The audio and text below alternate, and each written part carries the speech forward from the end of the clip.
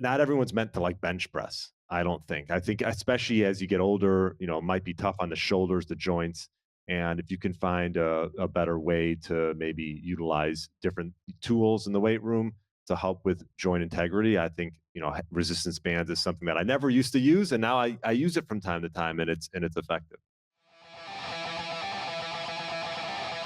Wits and Weights community, welcome to another episode of the Wits and Weights podcast.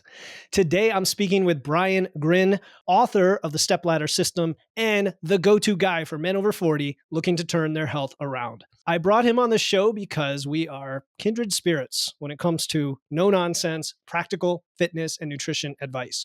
And today, you are going to learn his 6 steps for rebuilding your strongest, healthiest body over 40. Brian's going to show you how to find clarity, tackle stress, and make sleep your secret weapon for fat loss and muscle gain. We'll get into nutrition myths, meal timing, and intermittent fasting, plus effective strategies for training smart, given your recovery capacity and joint health. Brian is one of the good ones in the industry because he cuts through the noise, he avoids fads and quick fixes, and he gets real results. He's been in the health industry for almost 20 years, coaching middle-aged men on how to build strength and healthy habits that they can use for the rest of their lives. With a background in functional diagnostic nutrition, Brian creates no-nonsense, customized plans that give you more energy, a stronger body, and a sustainable lifestyle.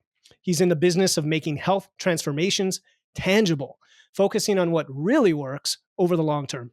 For men over 40 seeking a serious reboot to their health, including more energy and strength while losing inches, Brian is the real deal. Brian, welcome to the show. Philip, thank you for that introduction.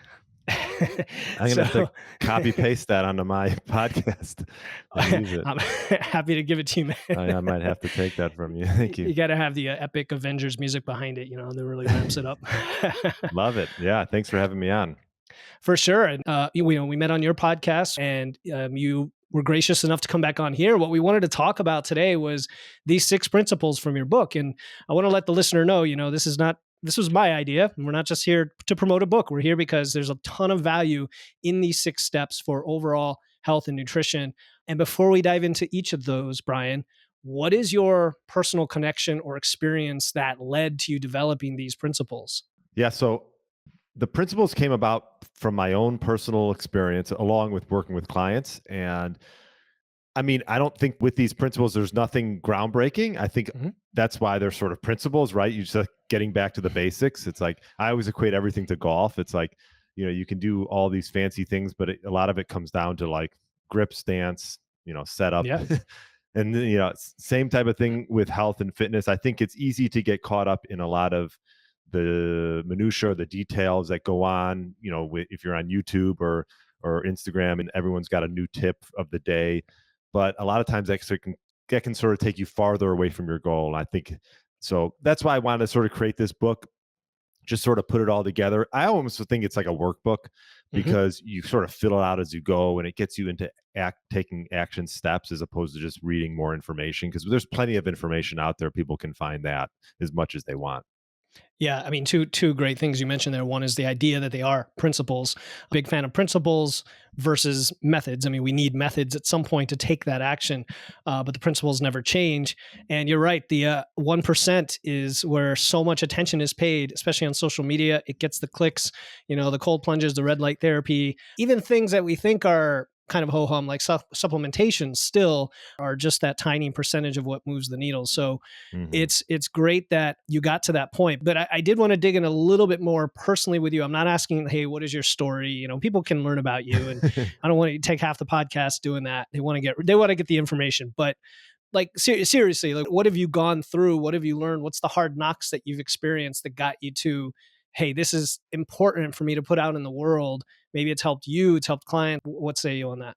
Well, it's interesting because my journey through health started as a trainer and just sort of coaching and strength training, nothing around nutrition, meal timing, things like that, sleep, stress, things that we'll touch on today. And I think the one thing I learned from that is like, I mean, resistance training is a big piece of the puzzle, but a lot of times with individuals, especially a lot of my clients, which are men that are 40 plus, you have to sort of dig a little bit deeper and touch on other aspects because they're all sort of intertwine. And I love resistance training and talking about that, but also realize that for people to get optimal results, they're going to have to maybe focus on other things alongside resistance training to really get what they want. So I think that was sort of my big thing that has grown through the years, because I just first started out doing one thing, and now I try to touch on all those different principles to help people get, optimal health. Cool. Yeah, and Yeah. that's probably why it appeals, especially to to guys like me and a lot of our listeners here. I think we have very similar audiences, from what I can tell when I was on your show, because the over 40 crowd is growing, and it's the demographic where we've got issues that catch up with us in life. Right, we've got our personal obligations and our life stress. We have recovery and joint health challenges. A lot of people in the age group may not have started until late in life, but now you can't just say, "Yeah, go lift weights." There's all these synergistic things that go along with that. So, Mm. all right, great. Thank you for setting the context. And let's dive right in. I think I have the 6 steps lined up. The first one being clarity. And that's an interesting one to start with. How do you find clarity? What does that mean? Why is this the first step in your step ladder? Oh, well, I mean, I think that a lot of times people want to go from like A to Z in like 2.5 seconds and just get to where they want to go without necessarily digging into why they want to get there. I know like Simon Sinek Cynic, talks yeah. about, yeah, Sinek, who's done a bunch of, TEDx's and things, talks about like, the why. And I think it's important about, health as opposed to, and along with other areas of your life, but like getting crystal clear on that, and having sort of complete awareness of any like unconscious patterns that aren't serving you and that have hindered your progress in the past. So I think if you create some clarity as to why you want to get to where you want to go, and understanding what has not worked in the past, I think that's like a good first step to start with.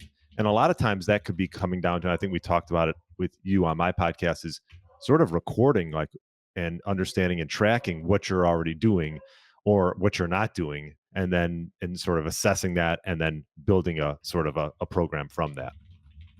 So, by clarity, again, we're talking about not only your goals, as you just mentioned, but also what is maybe shouldn't be part of your goals, or the unconscious patterns from the past that have sabotaged you from reaching your goals.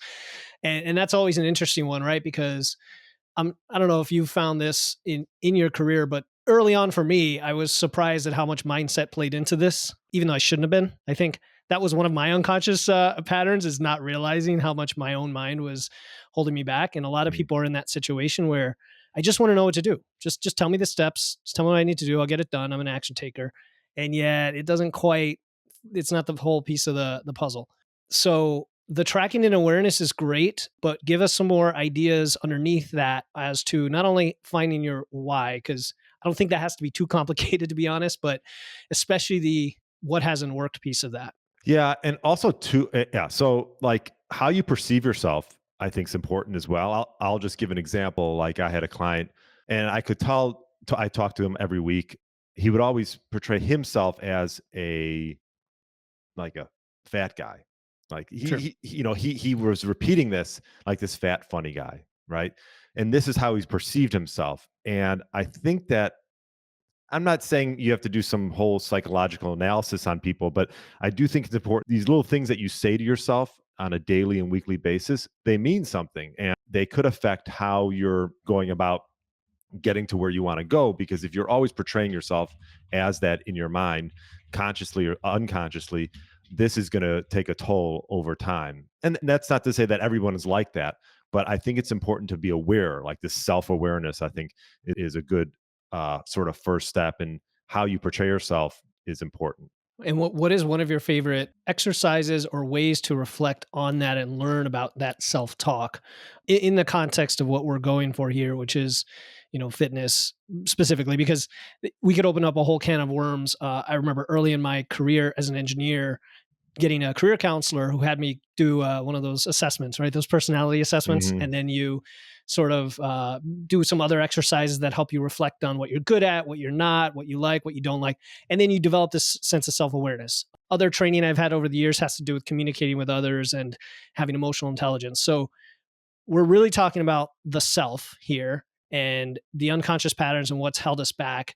Also, the self identity you mentioned, of I identify as a fat guy or identify as, the class clown. I'm trying to unravel this. What's a very practical strategy someone can do today who's listening to discover that for themselves? Well, I would say that writing down like in a journal, I know not everyone like loves doing that. I mean, I literally write in my journal every morning and it takes me 2.5 minutes. Like I'm waiting for my tea to boil. So, it's not like I'm sitting down writing a novel. So I think in that I write down, I self reflect and I write down who I believe I am. Like I'm a winner, I'm gonna have health and happiness, certain things that just are, might be basic things, but like like I was just not to go off, but I just watched a 4-part documentary on Conor McGregor, Oh yeah.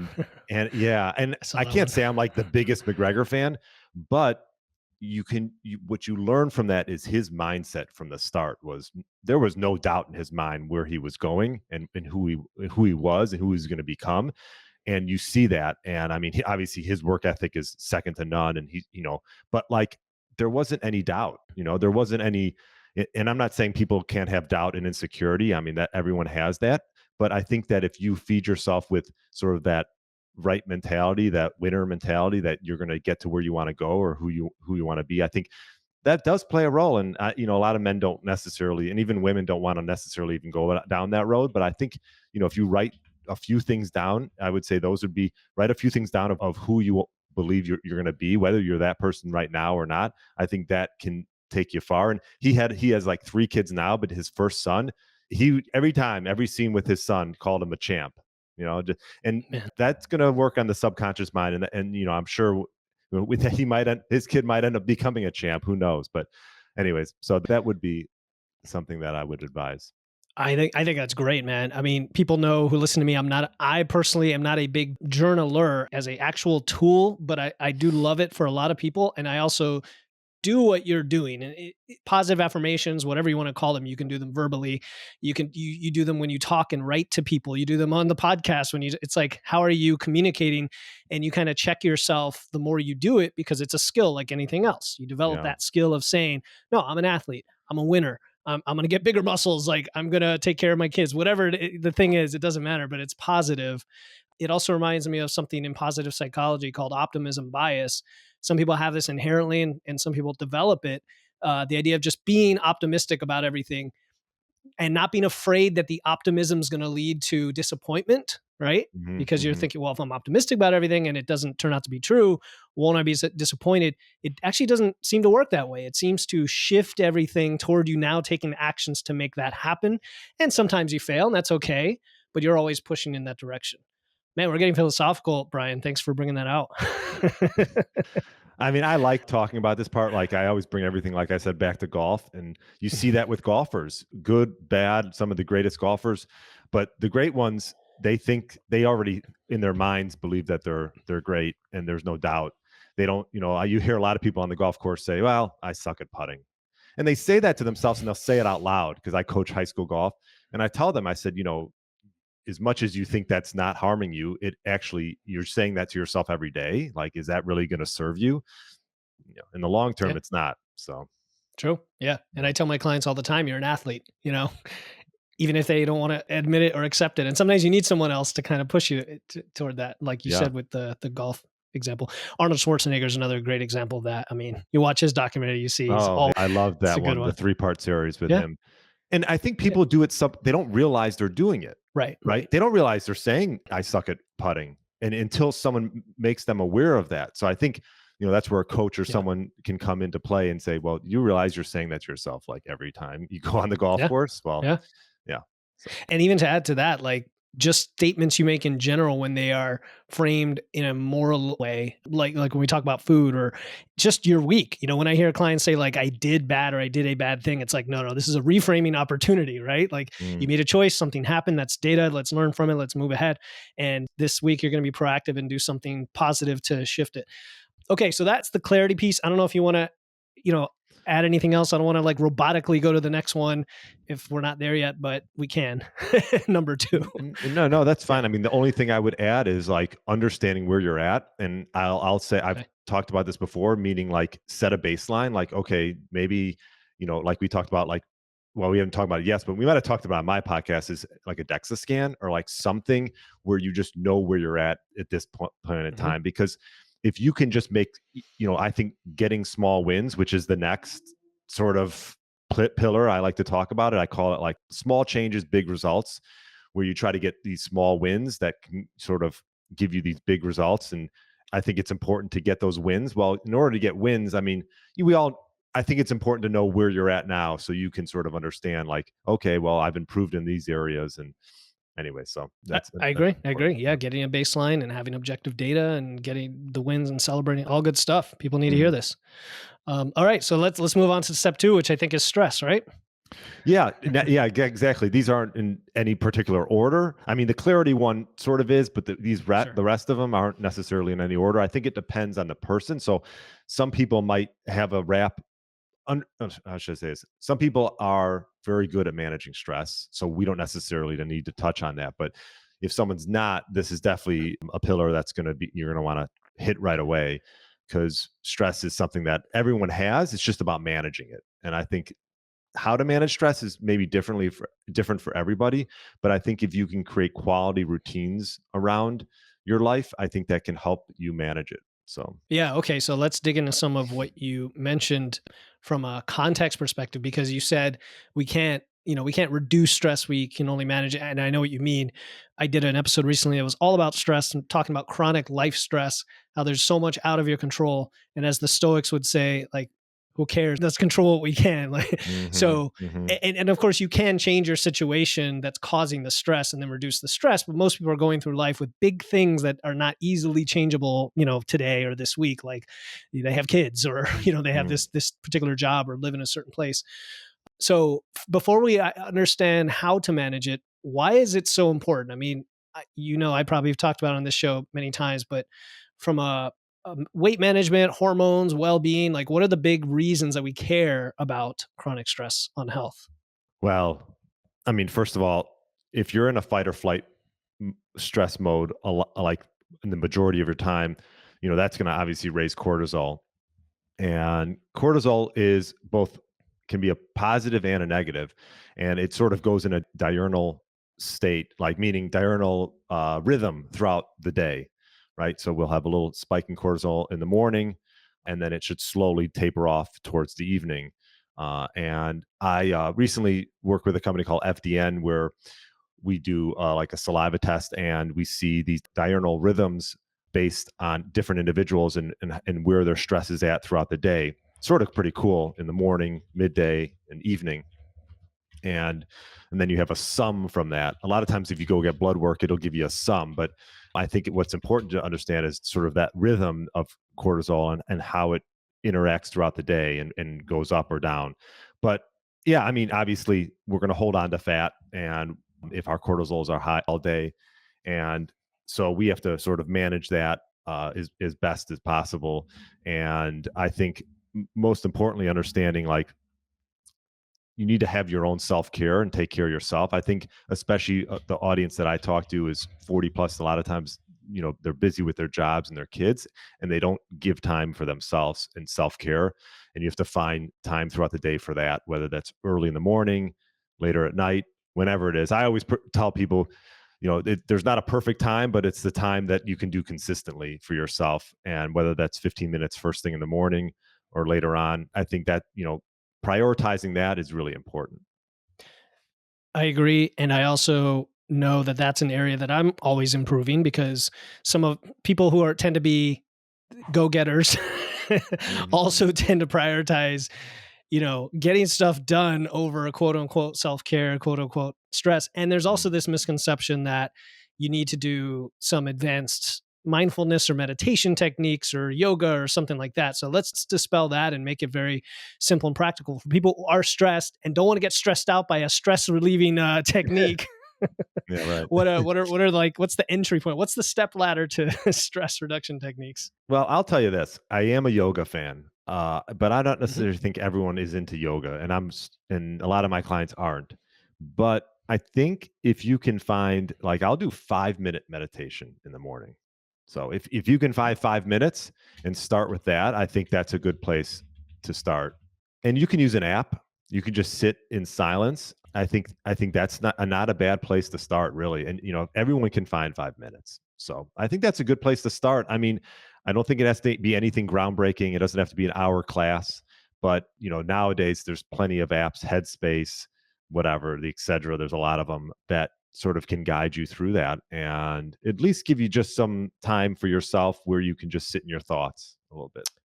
All right. So the way I worded the question, I always word my questions a little bit in a little bit of a leading fashion, sometimes unconsciously. But when I said advanced techniques like meditation, that's a form of self-talk or assumption that I'm using, right? By saying it that way. And what you just said was, "Hey, stop making excuses, bro. Like not just me, but everybody listening. It Mm. just takes 5 minutes. You can use an app, get it done. You just sit and be quiet. In the morning, oftentimes I go straight to my phone. I want to get all the notifications out of the way, right? Because it Oh, just see annoys that? me." Yeah, I would say turn off your notifications. Yeah, yeah. Well, I Right, don't mean they wake me up, but when right. Yeah. when I wake up, I check my email and stuff Mm. like that. But not doing that and just taking 5 minutes to just sit is great advice. Okay. What was I going to say? What would you consider activities that you're already doing for other things health related, like strength training, walking? Do those still fall in the category of stress management, or do they have to be done a certain way to sort of count in that regard? No, I would say that counts for sure. I mean, yeah, there's no doubt that lifting is a stressor, but it also can help relieve stress as well, right? Yeah, that's a So, big irony there, yeah. yeah, right. So I think it works both ways. It's Gosh, I mean, yeah. So if you only have a certain amount of time in your day, you got to sort of prioritize, what you need most. And if you want to be efficient and you got 20 minutes to 30 minutes and you rather not use some of that on meditation, then maybe you do something active, going for a Yeah. walk or lifting. Yeah. Last question about stress. You mentioned your journaling and your meditation. Do you ever have a time when the stress ramps up due to some acute activity that happens, or some situation happens, Mm. right? Or you see this with clients, and then can there be a go-to activity or something you go to shortly thereafter to kind of bring that stress down? Breathing. There you go. Yeah. I mean, yeah, you're talking about something that can just be done anywhere, right? Like, if you're in the car or if you're somewhere, it's like sometimes you just need like something to fall back on. Yep. And I actually had a gentleman, his name's Avi Greenberg. He's from New York. He works with individuals and coaches them on how to breathe. Just Mm. breathe correctly, focus on that. And I did some sessions with him actually after I interviewed him. They were like 45 minutes long, and literally it was like a Zoom call based on breathing. And you're like, oh, well, that doesn't sound. But it was like at the end of the call, I just felt a new like enlightened and less stress and everything. And I mean, so breathing is like this underrated thing that you can really dive deep into it. And I'm not saying you have to do like Wim Hof breathing, but breathing in through your nose, even out through your mouth. I think nose breathing obviously is huge, becoming bigger and bigger now, like these mouth tape companies. But like Right. you got your best filters in your nose, and so I think it's important to focus on that. But yeah, if you just need something go to, is I would just say focusing on breath. Yeah, that's a good Yeah. one. We did a Oh, session with Alan, he's in our community, did a alternate nostril breathing session. okay. That was very interesting because you get that flow through into one nostril out the other, and it's almost like a neti pot of air, so to speak. It Yeah, kind of yeah. flows through. It's very nice. Shout out to Felipe. I know Philip for a long time and I know how passionate he is about healthy eating and body strength. And that's why I choose him to be my coach. I was no stranger to dieting and body training, but I always struggled to do it sustainably. Philip helped me prioritize my goals with evidence-based recommendations while not overstressing my body and not feeling like I'm starving. In 6 months, I lost 45 pounds without drastically changing the foods I enjoy. But now I have a more balanced diet. I weight train consistently, but most importantly, I do it sustainably. If a scientifically sound, healthy diet and a lean, strong body is what you're looking for, Philip Pape is your guy. All right, so then the next one, which is related, often tied together or related in many ways to that in terms of recovery, is sleep, right? Mm. I think we know sleep is critical. Everyone emphasizes that point, and yet I still feel and I see with clients that it's extremely, we're under rested when it comes to sleep, both in terms of quantity and quality, and it affects a lot of things in our life. So tell us more about that. Yeah, I mean, sleep. Gosh, I mean, we could talk an hour on sleep. Yeah. As far as improving, insulin sensitivity, glucose metabolism, helping prevent weight gain, and one of the big things is also that can affect sleep, digestion, and I think sort of like I like to try the actions, find action steps for people that sort of hit a lot of different things. And one of those things is making sure that you give yourself enough time to digest and you eat early enough in the day. And you are seeing studies come out like this chrononutrition, where if you've consumed most of your meals before a certain time, how that and you're allowed to digest and metabolize food earlier in the day, this can help on a number of fronts that I've already, insulin sensitivity, glucose metabolism, and just helping quality of sleep. So And no, and I want to stay with that because I feel like I've heard that 3 other times on podcasts just this week. And I want to emphasize it because coincidentally, I had a big dinner with a group on a couple nights ago, and I posted like on social some graphs of my my weight trend, but also my HRV and my resting heart rate. And it was like 6 7 p.m. It wasn't super late, but it was huge. It was like a 2,000 calorie dinner. I mean, for me, that's pushing it. And so sleep, I slept through the night, but I didn't feel well rested. My HRV dropped, my resting heart rate went up, right? And it was like a significant variance from the norm. And I posted that to show people like, here's the effect of eating too much close mm, to dinner because you're just mm, digesting the heck out of it through the night. I've also heard protein, almost like protein itself, because it takes more energy to digest, kind of shifting that earlier in the day, even though all us muscle heads are like, no, we got to get protein 6 times a day, right? That, and then the drinking, not drinking too close to bed. mm. So I'm glad you're bringing that up, and I want people to hear this because that alone is kind of a simple change to impact sleep quality. What is your recommendation on that? Recommendation as far as like Timing or yeah, yeah. I would say establishing a time to cut off your eating window. Mhm. I used to, be a pretty big like intermittent faster. I've cut back a little bit on that because I found I wasn't consuming enough for my like activity level and where I wanted to go get with goals in the weight room and things like that. So, but one rule I've always stayed with was cutting off the time that I'm done eating. I'm not saying I do this like we were just on vacation and we did eat early. My wife, luckily my wife likes to eat early too, so Mhm. we eat with the senior citizens around like 5:30ish, and when in families that have kids. So if you could cut off that and give yourself 3 to 4 hours to digest food, I think that can help quality of sleep. And we all know sleeping will help with repair, muscle growth, and obviously releasing growth hormones that aid in both of those things. So the biggest thing I would say first and foremost is picking a time. For me, it's typically 6:30 to 7. I like to be done eating. Mhm. Yeah, and drinking too, or just eating? I'll drink maybe you know what, I used to be big into tea later, but I found that that was getting me up because I was Sure. peeing in the middle of the Yeah, night a yeah. lot. Yeah. So I would say ideally both would be Yeah. great. Occasionally I'll have like, I don't know, carbonated water. Maybe I might have something a little bit later on. But I try not drinking as well. I think that's Yeah. yeah, both would be great. Both would be great. I think that's a great technique, and I'm glad, just like you when you have guests on, like it's almost like a selfish, like a coaching call in a way, because I'm getting all these techniques and thinking about my own routine, and I don't know how many people listening are snacking close to bed, and besides the whether or not that serves your goals or not. Like for me, I could eat a lot because of I'm building muscle, and so sometimes I just don't have enough food. Even when I'm done with dinner and I just eat at like 8 p.m. and then I go to bed at 9:30. Yeah, I And know. it's like I'm used to that because it's not a lot, but then I wonder if I just experiment with stop at 7 after dinner and do that for a week and see what happens.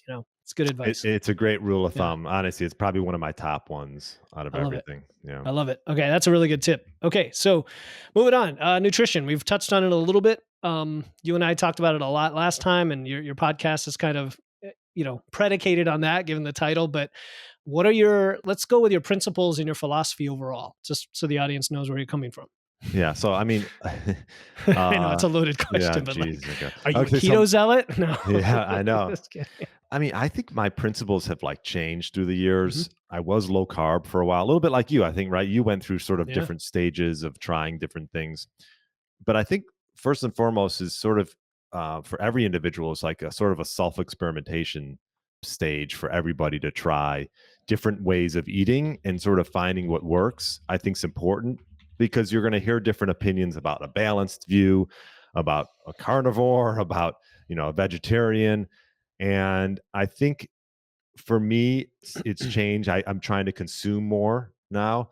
And I think that comes back to saying, okay, well, let's track, right? Let's understand what we're eating and how much we're eating. And then from there, just figuring out what works. Like one of the things I've used for myself is and realized is my second meal a day, I find I don't need much. Like I'll have a decent breakfast, which I used to Mm. not have. And I don't have that like first thing, but let's say 9, 10 o'clock, decent amount of protein, maybe some fruit, yogurt, something like that. And then my second meal, I find that I don't need as much. And then my third meal is maybe a touch on is like the main meal, but I'm having that earlier. So I have time to digest it. And that's where has worked for me.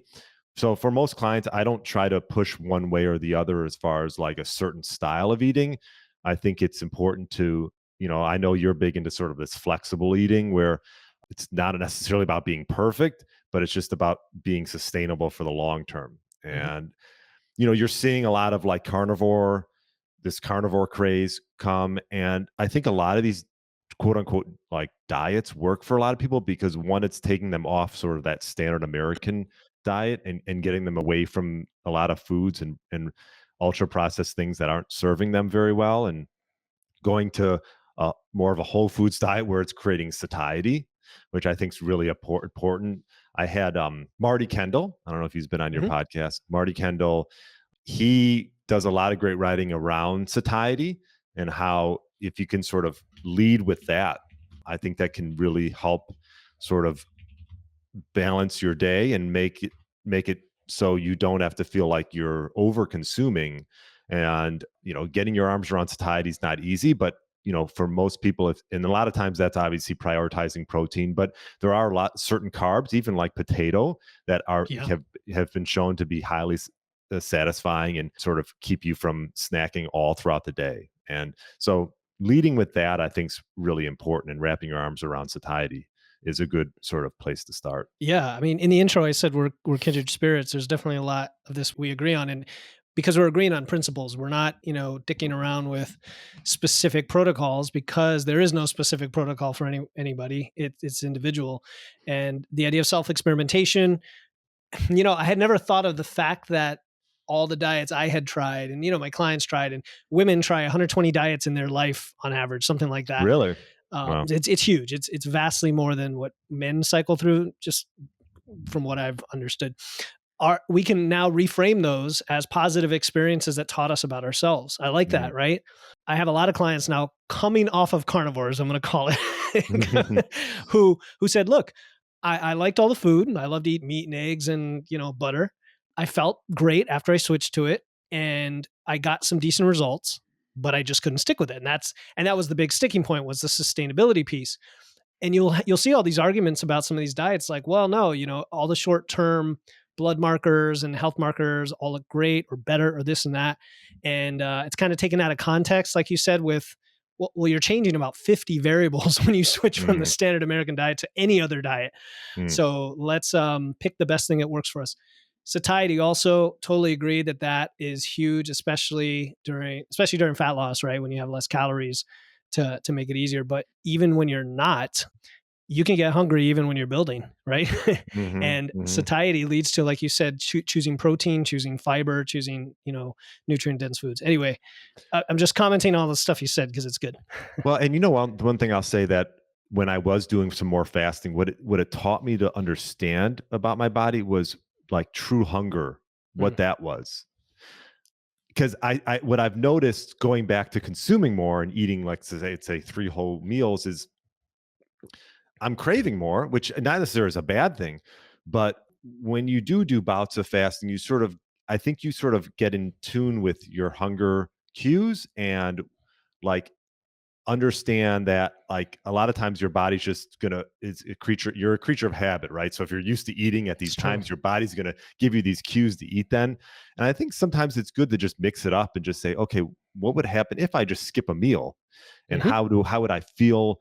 And like just understanding and being more self-aware of like your hunger, as opposed to just being okay, I'm just going to eat the second I get like this urge to eat. And you just sort of lose in touch of what really is hunger, and what's just sort of your body being used to eating all day long.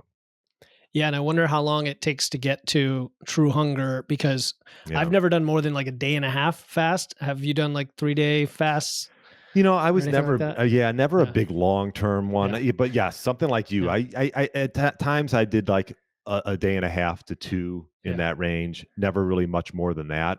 And I don't necessarily advise it for most people, but just at least if you have never done it, at least sort of give yourself some space between meals. I think is important, unless you're really in a building mode and you want to Yeah. eat like 6 times a day. But if you're not, you know giving yourself space between meals. And then I like to call it like almost like bumper, like what is it, bumper bowling, where you got the on each side of the Sure. Yeah. Yeah. Yeah. The so bumpers. Yeah. yeah. Was it, yeah. The bowling with bumpers, it's just eating with bumpers, right? Don't eat too close to bedtime, and don't eat the second you get up. Like, I like to start with those sort of like just rules of thumb right off the bat, and then you can sort of adjust it as you go. I mean, that's another good tip in there is to schedule your meals. At least come up with a routine and have those, quote unquote, we call them rules, but they're really just your own guidelines that work for you. You mentioned with the fast. What was I going to say there? What? It was just a funny thing. It came to mind. Mm. Like a colonoscopy is like a forced 1 day fast Oh, when you sure. have to prepare for it.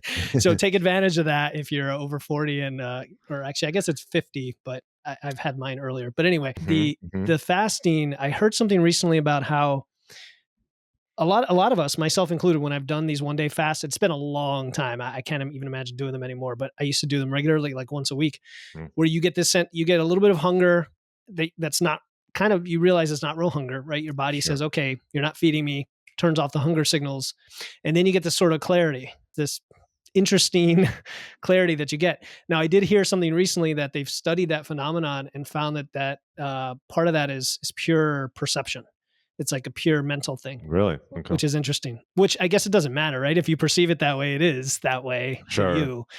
But anyway, I'm going off on a tangent because there you can learn a lot from fasting, is what you're saying about not only hunger but other things too about yourself, including what do you Yeah. do with yourself when you're not constantly eating, right? Yeah. Yeah. Yeah, Exactly. You don't realize how much it takes up of your yeah. day. But yeah, I mean, I think it's a good tool, right? I think it's a tool. For example, I just came back from traveling. We were on the plane, didn't really want to eat like plane food or airport food. So you know what? It's a decent time to do a little bit of fasting. Nothing crazy, but I think if you can sort of look at and find times where uh, you're going to be around food that's not going to serve you, you can use those times as good sort of testing times to fast a little bit. That's a great point. Yeah. Yeah. Yeah, and if anybody is used to getting into that flow state where you're working and you just time goes by, you can go hours and hours and hours without eating and not being hungry, and Mm, you realize it's more of a habitual thing than a hormonal thing. Is there anything else about nutrition? Because again, a lot of what we're going to say, the audience has probably heard from me too. yeah. But uh, myths or hot topics or anything going on these days, it's like top of mind that you wanted to share. Yeah. I mean, I guess there's a lot of myths.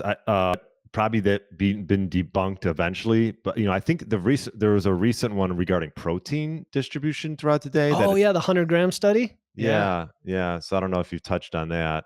I haven't Um, yet. I mean, not on the show itself. It's a good one. Did you want to talk about it? it's funny. I was just looking through it. I probably don't know enough to sort of comment on it, but to the listeners, yeah, there was a recent study done on what was it, testing like uh, protein distribution throughout the day, and whether it matters, if you have a certain amount for each meal, right? Right. You know, and it measured, I believe, like 25 grams versus like 100 grams Yep. Versus uh, zero. Yeah. versus zero. Yeah. So I can't say I'll comment too much about it because I haven't gone through it all.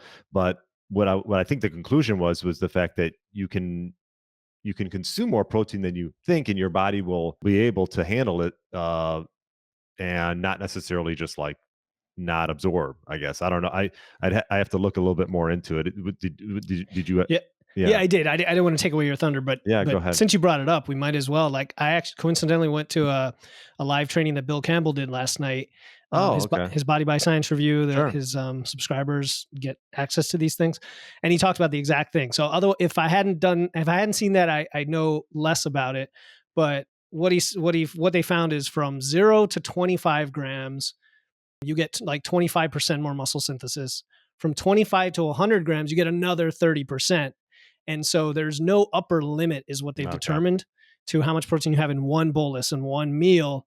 And the postprandial, as they call it, muscle protein synthesis simply extends longer and longer the more protein you have. That's it. And past studies that looked at like 20 and 40 grams actually were in line with this. It's just that they were kind of misinterpreted. And some of the studies didn't look past like a couple hour window. So we didn't know. But yeah, Hmm. it's just, so the conclusion is like, get your total protein, and how you distribute it almost doesn't matter. Yeah, Just which good, is right? It's good. yeah, which Yeah. for people who, and not to say that I'm a big fan of like 1 or 2 meals a day, for some people it works. They can consume a decent amount of protein and their body will be able to utilize it, as opposed to thinking they have to eat it 6 times a day or four Exactly. times. 4 times a day was sort of, I think, with some of the protein experts out there, I think that was like sort of the ideal Yeah. amount of meals, but Exactly. for Yeah, growth. that's what Yeah. I learned. I mean, if I went back in time a year ago, that's what I would have been saying. Like, nah, you got to eat maybe 4 or 5 times a day to get the optimum. Right. Not really, not really. Yeah. So Mhm. that's a great example you brought up of the science just evolving, and the evidence taking us in the right direction. It's good. So the next one on your list of the six principles, we're up to number 5 now, is meal timing, which is, hey, look at that, good segue. We were just talking about meal timing. So meal timing can influence a lot of things, but I also wonder if some people, put it above other things that are more important, like getting total protein. But what are your thoughts on meal timing? Why is it important, and so on? Well, I think one of the things, and we touched on it a little bit, is the fact that we're more insulin sensitive early in the day, Mhm. and our muscles, which means our muscles are better able to absorb and utilize glucose, uh, as opposed to later in the day where we become less and less insulin sensitive. So I think that's an important thing to understand. I mean, I don't think it's like the end all. And if you have to eat, if you're working all day and you have to eat later, it is what it is. But I think it's another sort of tool that if there's a day where you feel like you're going to have a bigger meal, perhaps you have that meal earlier on because your body's more insulin sensitive, as opposed to eating that later on in the day. But again, I don't necessarily think it's like the end all, but it's interesting research that is around eating later versus earlier in the day. Okay, that's good to know. And that's Yeah. related to cortisol, right? And related to, so now we're also talking about carb intake. Is your general recommendation, again, knowing that this is maybe not a huge thing that moves the needle, just to shift your carbs earlier in the day?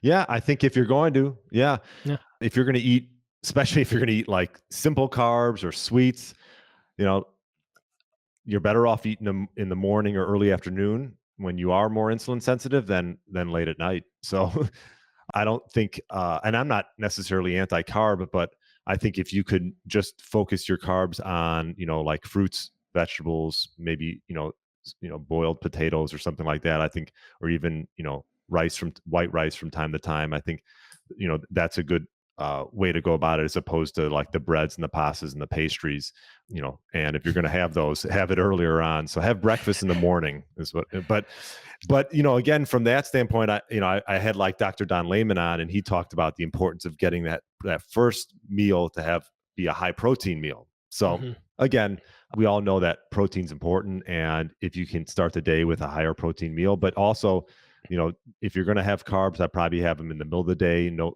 not too late. Yeah. Yeah. I'm not going to show you my food logs, man. You're going to see a lot of carbs in there. No, I no, mean, I'm not anti-carb no, for I know sure. you're not. I know you're not. Some of the foods you mentioned, though, yeah, I like all the carbs. Let's just put it that way. Just every type is a friend of mine. Oh, okay. Other than added sugars, I'm not a huge fan of. If you can keep those down a bit, but there's also a workout and training window aspect. Is that what do you go into that as well in your book about meal timing that for training? Well, I would say that unless like you're trying to train or you're bodybuilding for a competition, I think the best time to work out is at what works for you. Hmm. I don't think there's a perfect time. Sure. I mean, I was just on vacation. I worked out mornings in the mornings because before the day got going, because I wanted to get it done, and my wife was sleeping, so I just got it done then, and I was in a fasted state, and the workouts were solid.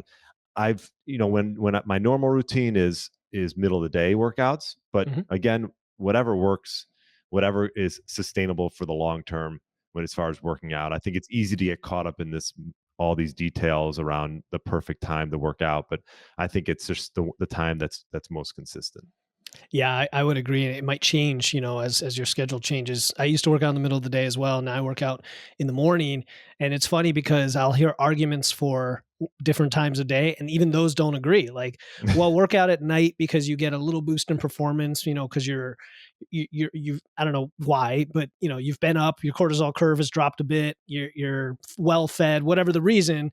But then other research that says, well, no, if you do it in the morning, there's these huge mental health benefits that actually translate to the rest of the day and better nutrient utilization. And then it ends up making you perform just as well. So it's like, just do what works for you. I That's where know. we get into the minutia, going back to your opening, right? Hmm.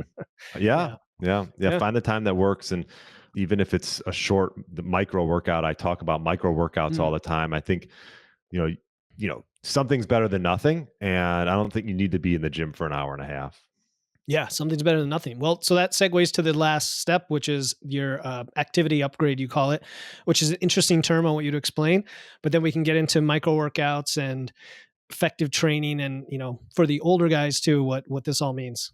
Yeah, one of the things I found through like COVID was creative ways to get the workout done, and in your basement or in your home, because everyone wasn't going anywhere. And so I think that these micro workouts sort of started to get popular then, and I've had him on my podcast a few times. Dr. Jakewish, he has Mm. this X3 bar, which is cool. Like, I got really into the X3 over COVID.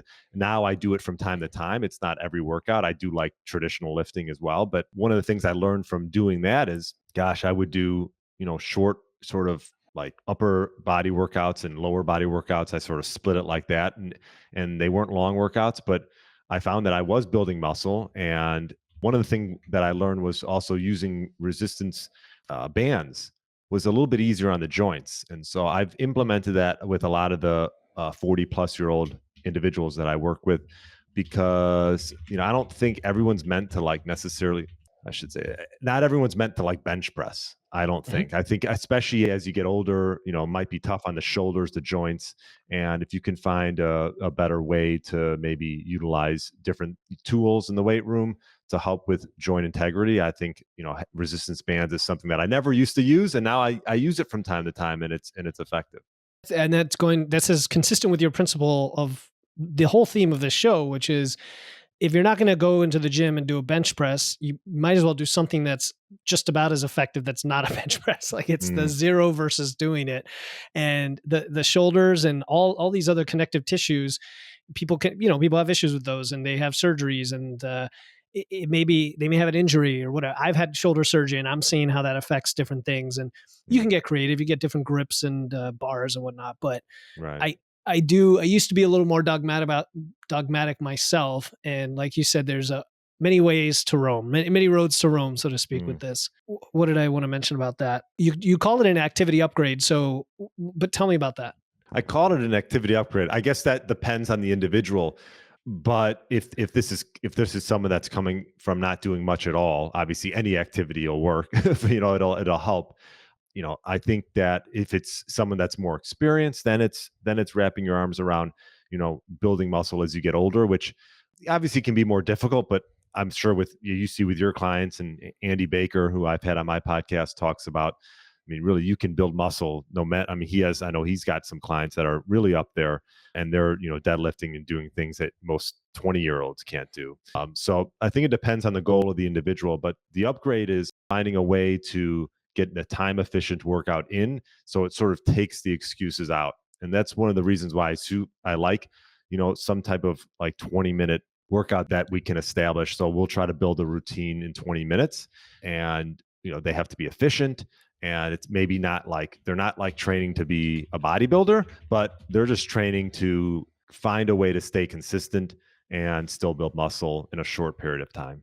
I love it, man. So two things came to mind now that you brought this up. One is the idea of these short workouts. I don't know if it was when I was talking to Dr. Eric Helms or who it was, but the question often comes up: what can I split my workouts? For example, like what if I do want to do an hour long full body workout, but I just don't have the time, and maybe I have a home gym, because it's hard. You don't want to like drive to a gym twice a day usually. And the answer is not only yes, but hey, maybe it is slightly more effective to split them up, because you have better recovery and you can go all out in that second session. Whereas if it was on the second half of the first session, you'd be fatigued. So I wanted to point that out. It's great advice from a efficiency and performance perspective.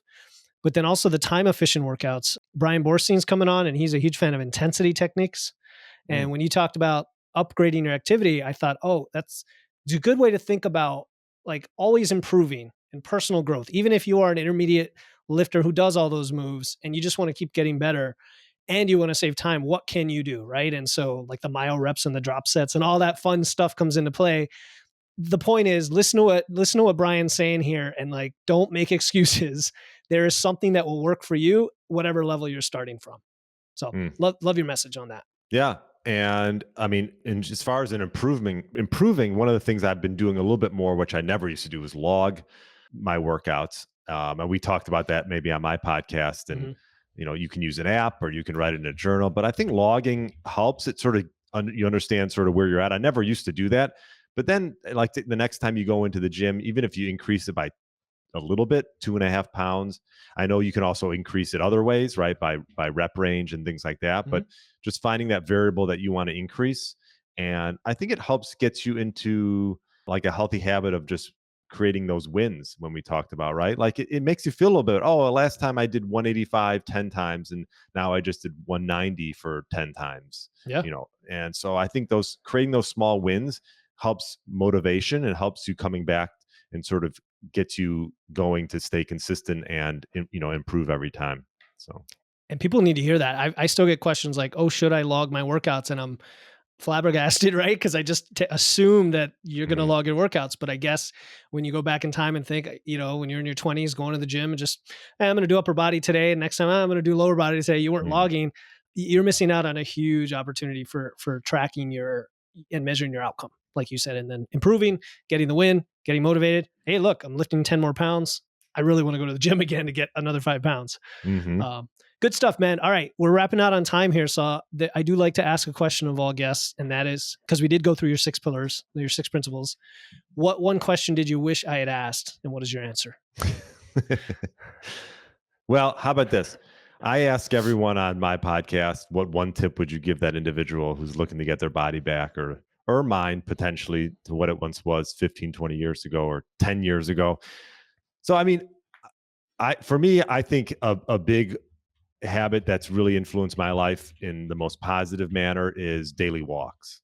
It's so simple. Everyone, for the most part, can do it. And I think it's a great way to get out in nature, maybe get some sun if you're not in Chicago and you're somewhere else where the sun actually comes out. But you still get sun even with the clouds, right? And we talk about your sort of diurnal rhythms throughout the day. Cortisol is one thing that sort of starts higher in the morning and then it'll slowly drift it towards night. And I think getting up in the morning can help that and also help you with quality sleep. So morning walks, I love. If the morning doesn't work, I always say your best bet next after that is walking after meals and help with blood sugar regulation and help with digestion. And it's just, it's just something. I have 2 dogs, so I'm sort of forced into that. But even when I go on vacation, I still do it. And it just got me into that habit of doing it, getting up and going, putting on your gym shoes. And so I like to find things that are that are sort of excuse proof and Yeah. do I them. love it. So Yeah, and you even opened up the excuse people make about like if it's cold or whatever, embrace it. Right? Like if people ask me that, they say, "What are you doing? It's a cold or rainy day." I said, "Well, why? What does that mean? You can't walk just because it's cold or rain. Throw on a nice big coat. Enjoy the freshness of it all and the smell of the rain or whatever. Like find a positive yeah. way to do that. If not, you're going to be walking around your house a lot, and that'll do the job too, I guess." I mean, yeah, I guess that would be a second. Yeah. I'm looking right now. I'm going to take my dogs out after this, and I'm looking at it's raining, but Yeah. we go. Most of the time, the dogs don't mind unless it's like really cold, and then their paws can't last a long time because of the salt and all that. But like, I mean, it's 40 and raining. Mhm.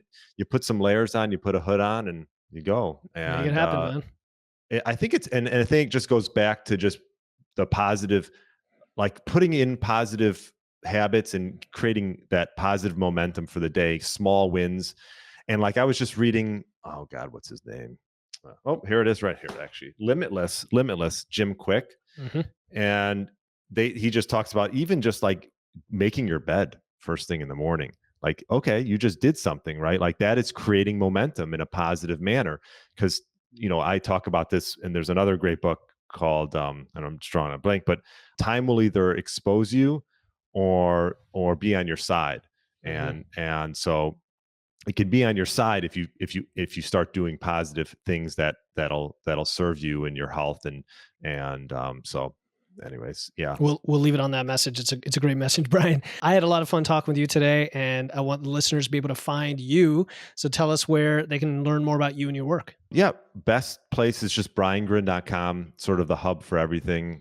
And yeah, I'm on Instagram at my handle has changed a bit, but it's Brian _ men's health is my Instagram handle.